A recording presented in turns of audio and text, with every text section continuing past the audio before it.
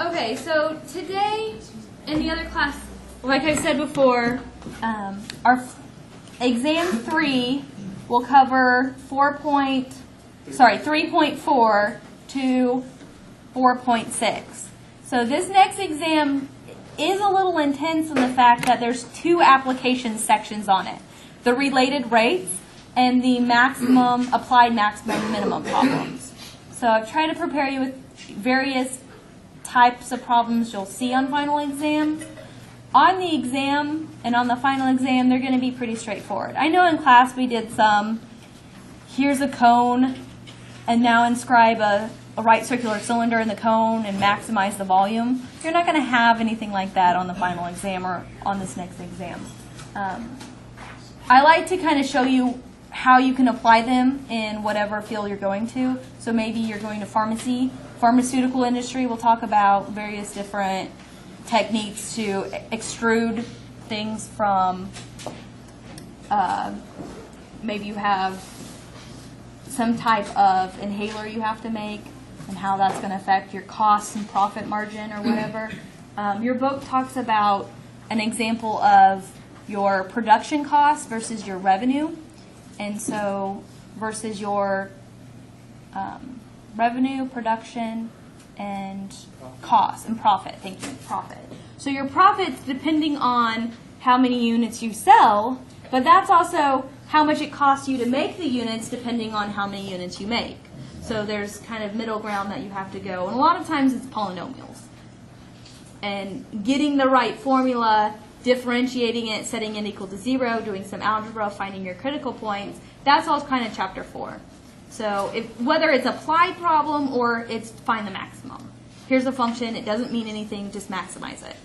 Or here's a word problem, you have to come up with your own function, then you have to maximize it. So on this next exam, you're going to have 2 application problems for sure. A related rate might be a ladder falling against a wall. It might be a softball player running the bases. It might be an oil spill or a balloon blowing up. But it will be something you've seen before. It won't be anything totally new. Rocket going up in the air type problem. So if you're comfortable with that level and understand the steps, I think you will be fine on that. And then the next, so that's 3.4. 3.5, local linear approximation, right? You've done that before. That's the equation of the tangent line. You're just then plugging in a point to that equation of the tangent line.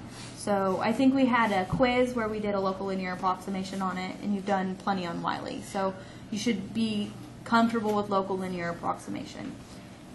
3.6 is L'Hopital's rule. Guarantee there will be a L'Hopital's rule problem on the exam, and I'm almost 99%, I don't make the final exam, so I can't say guarantee, but probably 99.9% probability that there will also be a L'Hopital's rule problem on the final exam. So being able to verify if it's 0 over 0 or infinity over infinity, apply L'Hopital's rule correctly, and then go from there, evaluating the limit. So then that's that's the end of chapter 3. So then we went into chapter 4, and really 4.1, 4.2, 4.3, and 4.4 are all on the same concepts, right? Finding maximum and minimum points, finding relative maximum minimum, finding global maximum minimum. That has to deal with the first derivative, right? You take the first derivative, you set that equal to 0, and you find any critical points, or any undefined points, right? Stationary points and critical points. You test, you can do the first derivative test to verify it's a relative maximum or relative minimum, and you can make conclusions from that. The inflection points and concavity have to do with the second derivative. And then also we talked about graphing, being able to graph a increasing concave up function or a decreasing concave down function, and what that means. So if the second derivative is positive, that means I'm concave up, meaning my critical point on my interval of a second derivative being positive would be a minimum. So being able to take all this information and then make conclusions based on that, right? Being able to graph just some information, know how to find a vertical asymptote if one exists, know how to find a horizontal asymptote if one exists. That's noted as the end behavior. Huh? Oblique. Oblique asymptote is possible just to say if one exists or not. An oblique asymptote happens when the power of the numerator is greater than the power of the denominator. So then you do long division, right? If the power of the numerator and the denominator is the same, you have a horizontal asymptote. If the power of the denominator is greater than the numerator, you have a horizontal asymptote at y equals 0. If the numerator is greater than the denominator, you don't have necessarily a horizontal asymptote, but you can have an oblique asymptote. Like if you think of x squared divided by x, the oblique asymptote would be at x. But it might be a little bit more complicated where you actually have to do long division. If I have a fifth degree polynomial over a second degree polynomial, I can do long division to see what any oblique asymptotes would be. But graphing from the bottom, from here's a function graphing, you won't have that. You'll have, here's a function, tell me if there's an oblique asymptote. Here's a function, tell me if there is a horizontal asymptote. Verify there is a vertical asymptote and find it.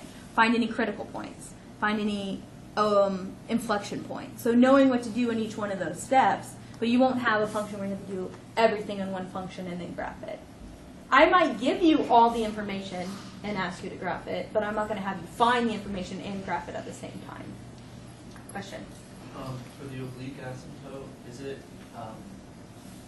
everything except the remainder? Yes, okay. Correct. Everything but the remainder, because then that remainder is going to go to 0 as x goes to infinity. So when x is really, really large, your graph is going to approach that function, and that's the oblique asymptote. Question? No? Okay, so then the last section covered on the exam was is going to be 4.6, which again is nothing new, rectilinear motion. So now, instead of saying find the derivative and set it equals 0, I will give you a position function and say what is the velocity function. So you know that the derivative of position is velocity. You're still differentiating. If I say when is the velocity equals 0, you differentiate it and set it equals 0 and solve for those cases. If I say when is the velocity positive, you find the intervals in which you have positive velocity. And the same thing with acceleration. The acceleration is the second derivative of position. So then I can ask, is the particle speeding up or slowing down? Particle speeding up when velocity and acceleration have the same sign. So you would test those intervals. Do they have the same sign on this interval? If they do, the particle is speeding up on that interval. Slowing down, they'll have opposite signs. So that's kind of just one extra terminology in there, position, velocity, and acceleration. But you're still differentiating, you're still setting equal to 0, you're still using algebra, you're still testing points, you're still doing all the same things. Just instead of saying find a critical point, it says find when the velocity equals 0, which is a critical point of the first derivative, right? When the velocity equals 0, that means it stops. Exactly, and it might even say that. It might say when does the particle stop. That's what it goes on. Yeah, so... The total distance, that formula is something we should have memorized, right? The total distance and the others, let's look at writing some things on total distance, because the other students, and I don't know if I did a great job of when I went over this, so reiterating it will be beneficial. So let's look at total distance. Total distance traveled. Let's say from 0 to t. Time is greater than or equal to 0. So total distance. If I'm on the podium and I walk to the door and I walk back to the door, my total distance covered would be the length from the podium to the door plus the door to the podium. Okay? That's given a position function.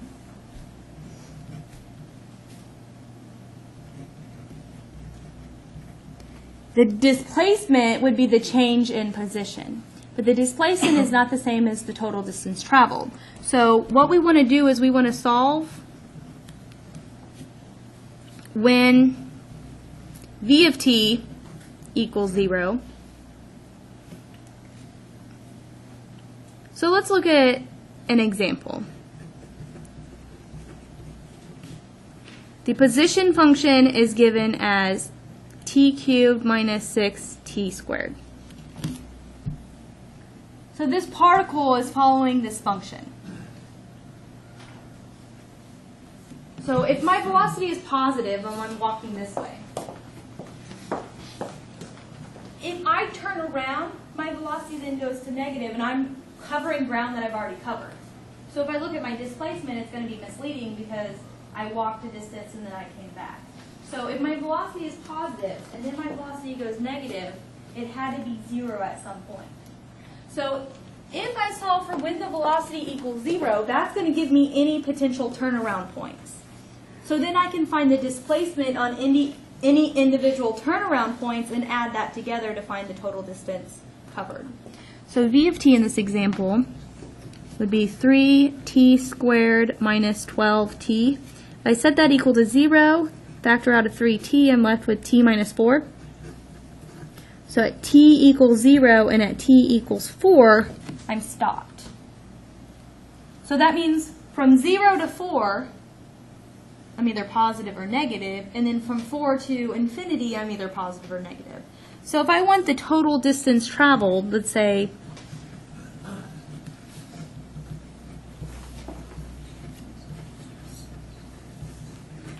from 0 to 10, I'm going to find the distance traveled from 0 to 4 plus the distance traveled from 4 to 10. Now I know the sign of the velocity is the same in both, from 0 to 4. The sign of velocity doesn't change. So it means I have to be moving away from the point. And then from 4 to 10, the sign of velocity doesn't change, so I'm moving the opposite direction. But if I find the distance traveled here and the distance traveled here, if I add them together, I'll get the total distance traveled from 0 to 10. So this case would be s of 4 minus s of 0 plus s of 10 minus s of 4. Is that s of 0 always going to be 0? Not necessarily. There could be some initial position. If this function said plus 5, that wouldn't affect the derivative, but it would affect the position. So this would be the initial position of the particle. A lot of times we start at 0, 0, and then talk about how the particle moves. But if I want to start time with my particle already 3 feet away from the origin, I can do that with having the position function plus 3. That wouldn't affect my velocity function, right? So why do we use the position function? Because it's the change in position. The distance is the change in position, right? Okay. But I have to then decide, okay, when does my velocity stop? Because when velocity stops, I have a chance to turn around, right? So if I go here and then I turn around, that distance I covered, if I just do displacement, I haven't covered any distance. I guess when I was just reading it, I didn't understand the graph. Like I was just looking at like what's. Okay. Does this make sense? This is the change in position in the interval in which velocity is positive. This is the change in position in the interval in which velocity is negative. If I add those two change in positions together, I get the total distance traveled by the particle from 0 to 10. Yeah.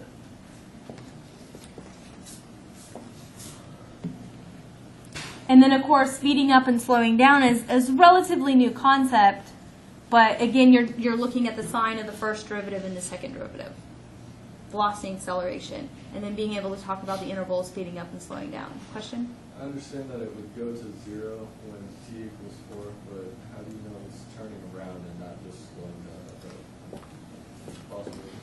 You mean like if I stop and then I go? Yeah. So there are some assumptions we have to make about the function. It's continuous.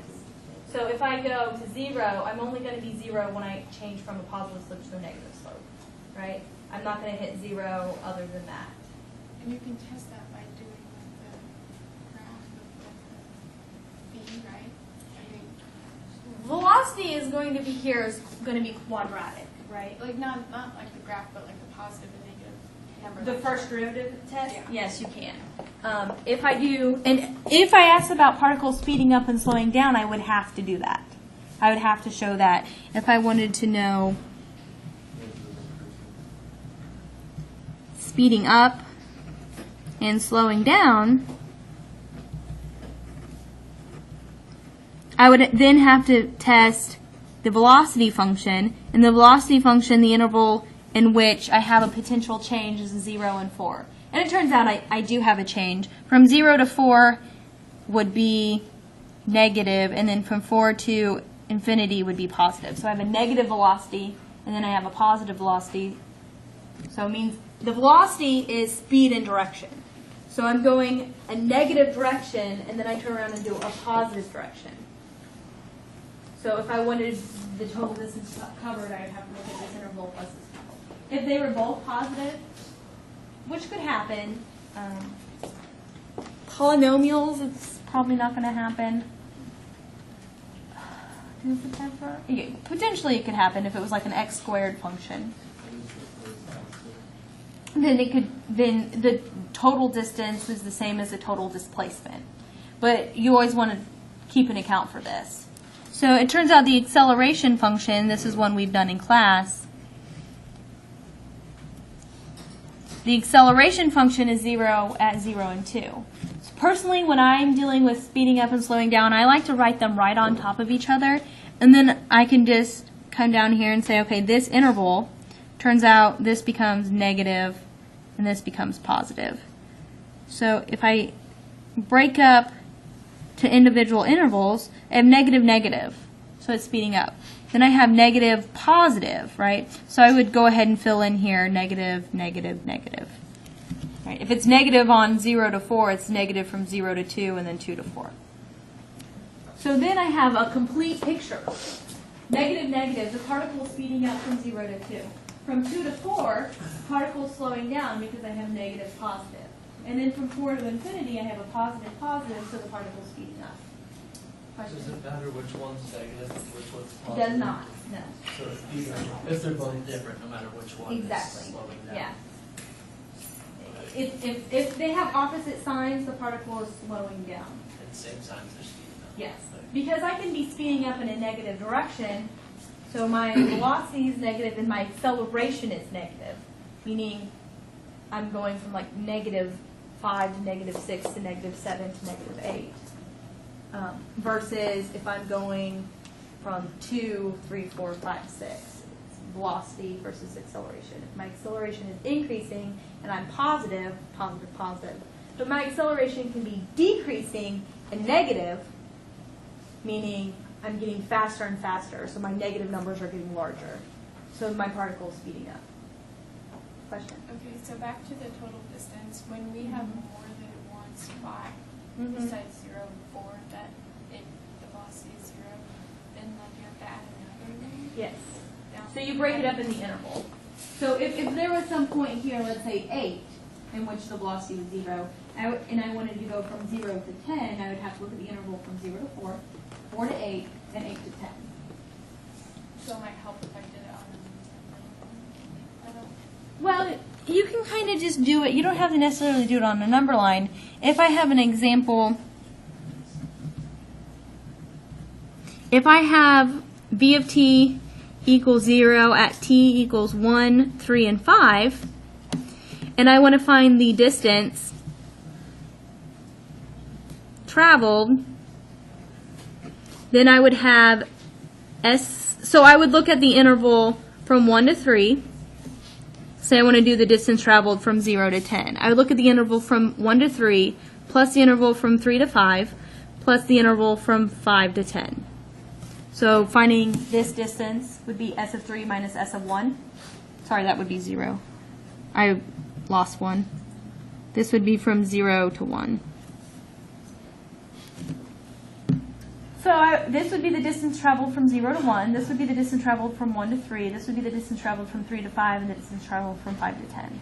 So basically what I'm doing is I'm going this way, and I'm going this way, and I'm going this way, and I'm going this way. So my total distance traveled my total displacement could be 0. With my distance traveled, I want to break up those intervals in which I turn around and add that distance. So if I go here, I have an interval. I add that to this interval, and I add that then to this interval. I've got my total distance traveled by breaking it up into intervals. So there's supposed to be a plus sign in between. Yeah, there is. So then that would be like s of 1 minus s of Yeah. 0. S of 1 minus S of 0. the absolute value of that, plus s of 3 minus s of 1, plus s of 5 minus s of 3, right, which would be the change in position in each interval. And you just add that up and you get the total distance. Okay. So 10 minus s of 5.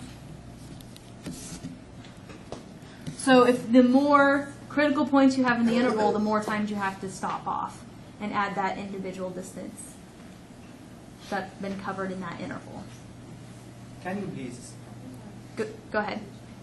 Is it always the bigger number first? Since we have the absolute value, it doesn't really matter since you have the absolute value. If I'm going from 0 to 1, it's going to be the same if I go from 1 to 0 in distance. So it doesn't matter here. For displacement, it would, because you could have a negative displacement. But the total distance traveled is going to be positive. But displacement would mean how far I could be displaced 1 meter. So if this was the origin, and I walked the door back to the origin, and then 1 meter this way, then my total displacement would be minus 1. But my total distance covered would be the distance from here to the door plus the door to the origin plus 1. So displacement, it would matter, right? If the displacement could be negative, but distance traveled could not be negative, right? Question? I have a question about a critical point that is undefined, where the function is also undefined. That's not a critical point. What, The definition of critical point is a point in the domain of the original function that the first derivative doesn't exist or equals 0. So 4.3 defines, or maybe it's 4.2. I think 4.2 in your book defines critical point. The first time they define a critical point, they say, okay, so a critical point, so in general, we define a critical point for a function to be a point in the domain of the function.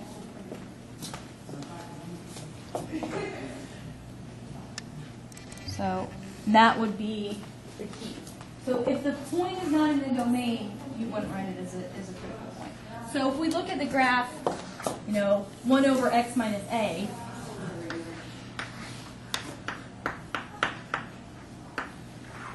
so I have a vertical asymptote at a. So then I have this function here. This is not a critical point because it's not defined. The function's not defined on it. Does that make sense? yeah. I think there was a problem on one of the problems we did where that happened, and I wasn't sure How to approach classify it? that, Yeah, so they'll never, this is not going to be a critical point. But let's look at the example. So we wouldn't put that on our number line of our derivative and test both sides of it? You would, but it's not a critical point. Okay. Because remember we talked about we had to test, when we talked about graphing, we have to test any possibility in which the function can change signs. And that's at critical point and vertical asymptotes. When we talked about graphing rational expressions, that was in 4.3. We said graphing a rational function, which is a p of x over q of x, we have to find any vertical asymptote. And then we have to test the sign of the function, places where f of x can change sign, which would be at the x-intercepts or at the vertical asymptotes. And then the same thing with the derivatives, we have to test the derivatives at any time the derivative can change. Here I have a negative derivative, and here I have a positive derivative. But this is not a critical point. It's not even a point in the domain. So if we look at this example, x squared minus 16, that equals 0 at plus or minus 4, right? Plus or minus 4 would be vertical asymptotes. So if I go through here, it turns out the derivative is also undefined at those points. But I wouldn't call that a critical point because it's not in the domain of the original function. But I still have to break up my interval from minus infinity to minus 4, from minus 4 to 2, and then from 2 to 4. So does it talk about the sketch of the graph? Here is the sign of the function. So the roots of the numerator were plus and minus 2, but the roots of the denominator were plus and minus 4. So you can see my function goes from positive to negative here. Positive to negative, but that's not a maximum point because it's not it's not defined. I can't plug minus 4 into the function. So this is what the graph looks like. I still have to account for that because if I plug in minus 3, I'm negative. If I plug in minus 5, I'm positive. Into the sign of, here I'm doing the sign of the function, y. Here I'm doing the sign of the derivative, and here I'm doing the sign of the second derivative. So here this is saying I'm above the x-axis, below it, above it, sorry, I'm above it, below it, above it, below it, above it. Here this is saying my function is increasing. So from minus infinity to 0, my function has to be increasing. But I have vertical asymptotes in there, so it's increasing, and then I have to come down here, and it's increasing. But it's not defined at minus 4. So does it ask to classify critical points? So here, would we think minus 4 and 4 is an inflection point? It would be an inflection point if it was defined, if the function was defined at that point. But it turns out in this example, the graph is always concave up to the left, concave down between minus 4 and 4, and concave up to the right. And there are no inflection points, because inflection points also have to be in the domain of the function. Oh, it never switches. It's not continuous. There is not one. The function doesn't exist at plus or minus 4, right? This is the function. It doesn't exist at plus or minus 4. So plus or minus 4 cannot be a critical point, and it cannot be an inflection point, but I always need to keep them on that number line when I test them, because the function can change at vertical asymptotes. But they're not defined as critical points or inflection points. They're not defined as anything because the function doesn't even exist at that point. So I can't say I have a critical point at a point that the function doesn't even exist at. So the only thing they are vertical asymptotes. They're vertical asymptotes, correct. So when q of x equals 0, the function has a vertical asymptote at that point. So it can't be a critical point. Question? Well, how do we find the difference between stationary points and non-stationary points? Or what's the difference between them? Okay. Stationary points are specifically when the first derivative equals 0. Critical points are when the first derivative is undefined, but the original function exists. So if I look at an example, see if I can pull one out of thin air, that I have a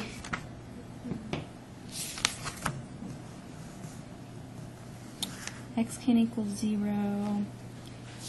Let me think. Here, this is a good example.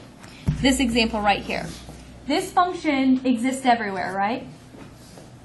This y equals x minus 4 to the 2/3. I don't have any undefined points. I can plug in any number here and I get out an output. But when I take the derivative, I get this function, right? Do I have any problems here? I have a problem when x is 4. When x equals 4, my function's undefined. Therefore, when x equals 4, I have a critical point. That is not a stationary point. Because it's in the denominator of Because the the derivative. because the derivative is undefined at that point, but the function is defined at that point.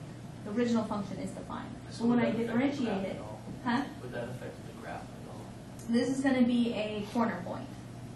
But it could still be a maximum, it could still be a minimum, but it's not going to be, yeah. Okay, it won't be rounded. Yeah, so if we look at going through and graphing this, we get this at 4. And I think we did that one in class, if you remember. This would be a critical point. It's still a minimum because my slope is negative here and positive here. The function, the derivative is just not defined at that point. There's no stationary points in this example. So to test the stationary points, it's when it equals 0? When it specifically, when the derivative equals 0, that's a stationary point. When the derivative of the function equals 0, that's a stationary point. Is that a Can you say critical that about point too? Critical, every stationary point is a critical point because two things can happen on a critical point. The derivative can equal 0 or the derivative can be undefined. Critical point is kind of a broader term. Stationary point is more selective. A stationary point is more specifically when the first derivative equals 0. But we can only classify points that are in the domain of the original function. Either way, they're both, Critical Good. points. well, with the, have to do with the derivative. Yes. Yes. And the original function have to exist at that point. So the example we talked about, if we look at this example, we have a critical point. Does they differentiate it here? Here is the derivative of this function is right here. So I have critical points at plus or minus square root of 3. And those critical points can be classified as stationary points. But 0 would not be a critical point because the original function is not defined at 0. If this was not x cubed, then 0 would be a critical point. But since the original function is not defined at 0, 0 can't be a critical point. But you still have to put that on your number line and test on either side, but it's not defined as a critical point. It would be a vertical asymptote. So you'd still have to deal with it by testing the derivative on the right and the left. But when they talk about this, yeah, so we have a vertical asymptote at x equals 0. So we have a graph of this function that I have inflection points and I have minimum and maximum points, but I can never approach 0. So I can't say that's a critical point because the function's undefined at that point. So isn't it true that any polynomial function, all its critical points are stationary points? Correct, because a polynomial is continuous everywhere. Yeah. So it's defined everywhere. So yes, that's a true statement. The critical points on a polynomial are always going to be stationary points because I don't have any problems on polynomials. It gets interesting when I have a rational expression, a polynomial divided by a polynomial. Then I have to take into account vertical asymptotes. So critical points could also be in,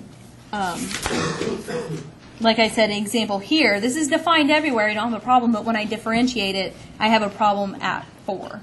So that means it's a critical point, but not a stationary point. So it's 2 steps, like you test your derivative, and then if it is either undefined or 0 in your Yes. derivative, then Yes. you go to your original function. To see if it's defined at that If point. it's defined there, then it's a critical point. Correct. If it isn't, then it's not. Correct.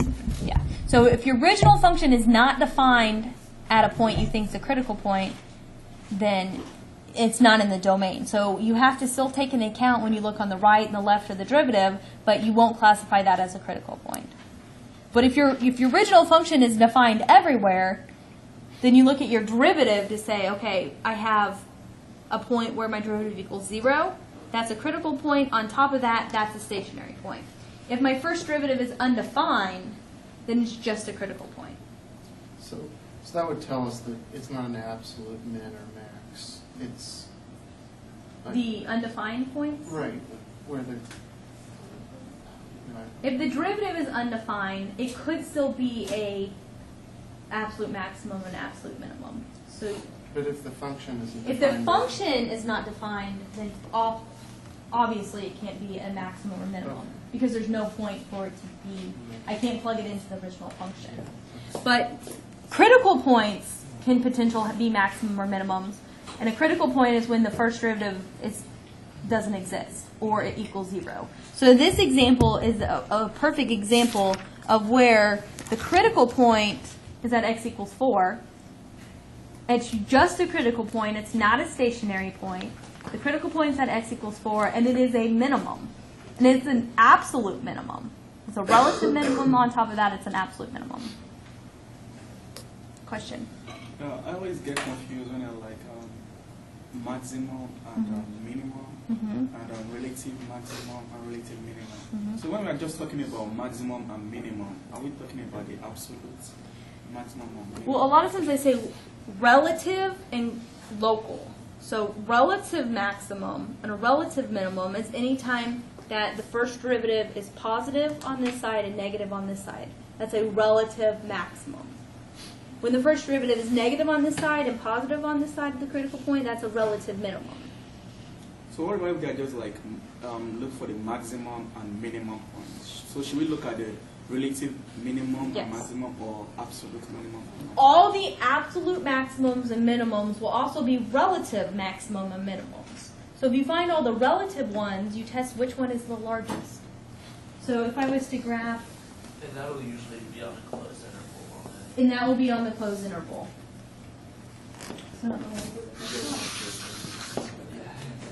So if I just have a polynomial, let's say I have something like this.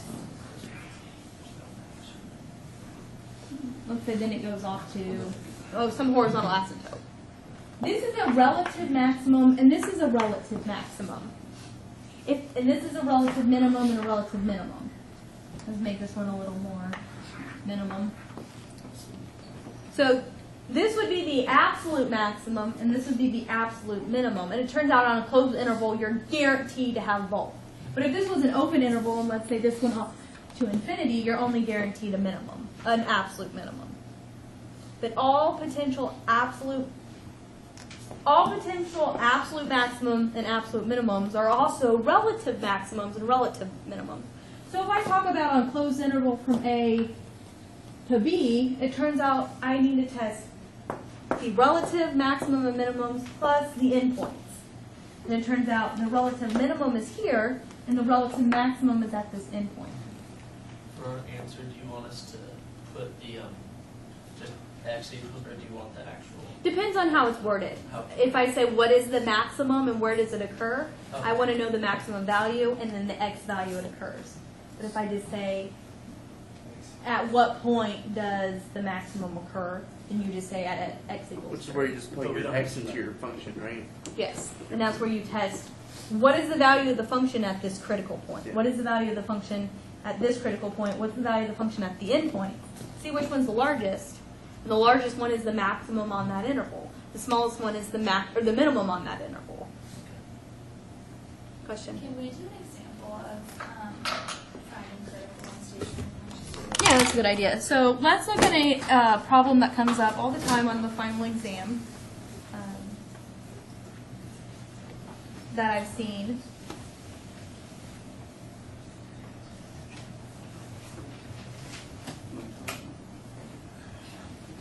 So this is similar to maximum and minimum, but find the interval in which the function is increasing and decreasing.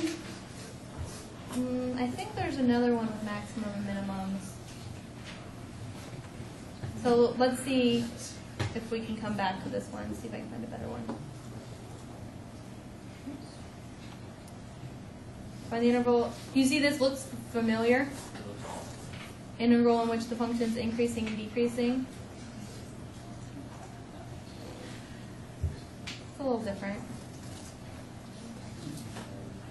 Okay, so this is a function that's asking, find the open interval in which the function is increasing, find the open interval in which the function is concave up, and find the values of x for which x has a local minimum.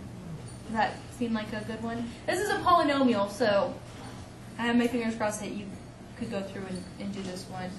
Do you want to look at one that involves maybe a little bit more complicated derivative? Okay, so we can also look at maximum and minimums of this function, but they're asking for intervals in which it's increasing. Of this function. So this is spring 2010, number 10. So final.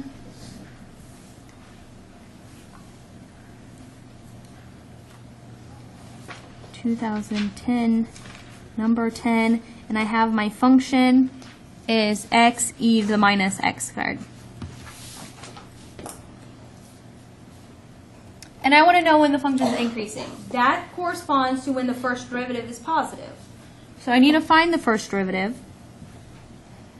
which would be e to the minus x squared plus x Minus.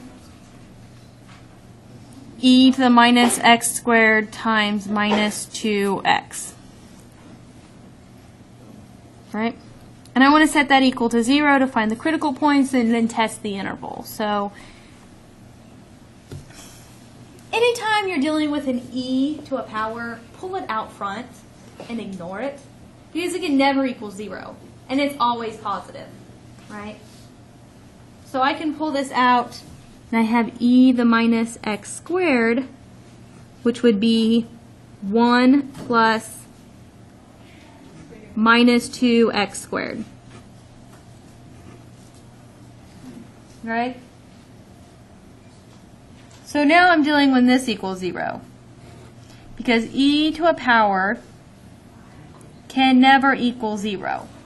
And it's always positive on top of that, right? The e to the x function is always above the x-axis. So on top of that, e to a power, any power, is always positive. So in this case, I don't have to worry about it. So when does 2x squared equal 1? When x equals the square root of 1/2, plus or minus the square root of 1/2. So now if I test the derivative, I have minus 1 over square root of 2, and I have plus 1 over square root of 2. So now I need to test points in this interval. So let's say I plug in minus 500. It's in that interval. So this is always positive. Minus 500 is positive.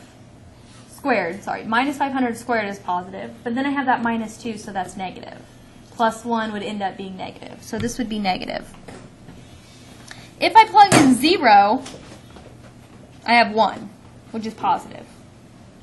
0 is an easy one to plug in when it's in an interval. But if I plugged in, yeah, so this would be positive. And then if I plug in a number greater than 1 over square root of 2, so let's say I plug in 500, positive. 500 squared is positive, but I have this negative 2, so overall negative, right? So the intervals in which my function is increasing on would be minus 1 over square root of 2 to 1 over square root of 2. So this would tell me this is a minimum and this is a maximum.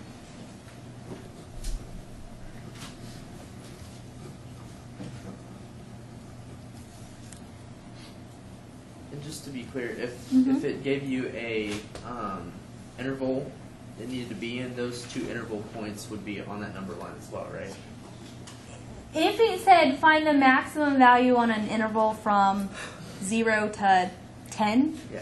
then yeah, you would, if it said max value from 0 to 10, you would test f of 0, f of 1 over square root of 2, and f of 10. Okay. Right? Because the only critical point on the interval from 0 to 10 is 1 over square root of 2. So it is a maximum, but it might not be the absolute maximum, right? It might be something like this, where if my interval was in this interval, this is a maximum, but this endpoint is larger than this endpoint, so I have to take into account for that. So a lot of time, the reality of it, it's the algebra that screws you guys up. It's, okay, you differentiate just fine, but then you're like, I have no clue how to solve for that. And if you can't find the critical points, you have no hope in testing your intervals, which you have no hope of getting any type of useful information there. So derivatives are important as well. And we'll ask you on your, if you look at old final exams, which is at this point in the semester a good time to kind of prep for them, you know, you'll ask to just find random derivatives. Just find the derivatives. Don't do anything with them. Just find them. But then you'll also be asked to take a function where you have to find the derivative and set it equal to 0. So you have to be able to successfully differentiate the function and successfully solve for when the x value equals 0. And then test the points and get information from that. How many points is the final? 200. I just keep seeing like 12 points. Yeah, so the front page will say, you know, how much is each word. So 200 points. Usually there's 15, 16. I've seen up to 18 questions. A lot of times it's whoever's making it decides, you know, this is question 1, this is question 2, but it has three parts to it, 2 parts to it. Sometimes they'll number this 1, this 2, so it seems longer. But you guys have access to all these final exams, so this one has 18 questions. Generally, in the past, there's been multiple choice, which is easy to grade, but you have no partial credit for it. So it's Even if you show work. even if you show work. We give. Do you have an answer to these? They are also posted on, so let's go over that real quick. If you go to Blackboard, you have your courses you're taking, and then it says under My Organizations, organizations in which you are, I think it's just a member. Of course, mine says assistant, but yours will be just a member of, and it's this calculus resource. You can click on that, and if you go to Calc 1 on the sidebar, old final exams and some solution keys are posted here. There's also, I've played around with a little bit of posting these different places. You don't have to sign into Blackboard. But if you go to rucalc.wordpress.com, old final exams are posted here along with the solution key. And eventually I hope to have some time to take the document cam and work through a final exam, walking you through it, and upload the video of that. So then you and insert some common mistakes. Like, this is the common mistake that students have done. Don't do that. A lot of times on in behavior, this happens all the time in the very beginning on these multiple choice problems. Students try to do an in behavior here. When x is going to 2 from the left, they say, oh, this is going to go to 0 because the in behavior goes to 0. That only works on in behavior, right? So I don't even know if 0 is, yeah, so a lot of times students will look at this and say 0, but that's not the correct answer. So I'll try to get that video at some point, probably after the third exam, and post that on the RuCalc. So on the problem we were doing, our negative 1 over the square root of 2, are both of those are critical points and stationary points? And that's it? They're critical points, they're stationary points. This one is a minimum, a relative minimum, and this one's a relative maximum. Okay. There's no vertical asymptotes. Stationary means the first derivative equals 0. Critical points means the first derivative is undefined, which when the first derivative is undefined, you have those corners, or those cuts in your graph. But here, everything's going to be smooth.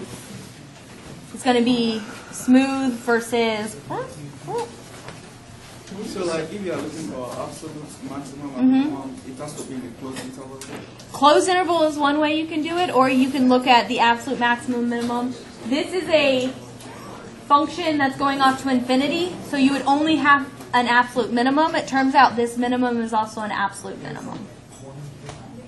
But you could have to deal with that, and you would have to take some in behavior of the function in mind. If the in behavior was going to minus infinity, then you would have an absolute maximum, and that would be this point. But if it goes off to infinity, the absolute minimum would be this point. Any other questions? Second derivative test and show us Here? that process. Well, the second derivative test would be taking the function, so I only have a minute, but if I take the derivative, I'm going to rewrite it here as e to the minus x squared times 1 minus 2x squared. So the second derivative would be e to the minus x squared times minus 4x plus 1 minus 2x squared times e to the minus x squared times minus 2x. Set that equal to 0. So you can see I have two terms here. The best thing for me is going to be pull out this e to the minus x squared, right? So e to the minus x squared, what am I left with? A minus 4x plus 1 minus 2x squared times minus 2x. Set that equal to 0. This never equals 0, so I want to focus when this equals 0. So this is a polynomial of fourth degree. Might come out nicely, it might not, I don't know. But then, I don't see, minus 4x minus 2x plus 4x to the fourth power. So I end up with 4x to the fourth minus 6x. When does that equal 0? So if I factor... Can you take out?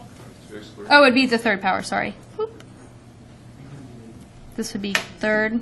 You could take out a 2x. You would be left with a 2x squared minus 3. So that equals to 0. So x equals 0 or x equals 3 over 2 plus or minus the square root of that. So then you would test minus the square root of 3 over 2, 0, and plus the square root of 3 over 2. And that tells you the same thing. That tells you concavity, when it's concave up and concave down. So then you have inflection points. So it tells you if your function is going to look like concave down, or is it going to be concave up in that interval. So that is helpful in graphing. And your inflection points are where it changes. Your inflection points is when the second derivative changes sign. So yes. So if this was positive and this is negative, this is inflection point. All right. Good luck studying, guys. See you.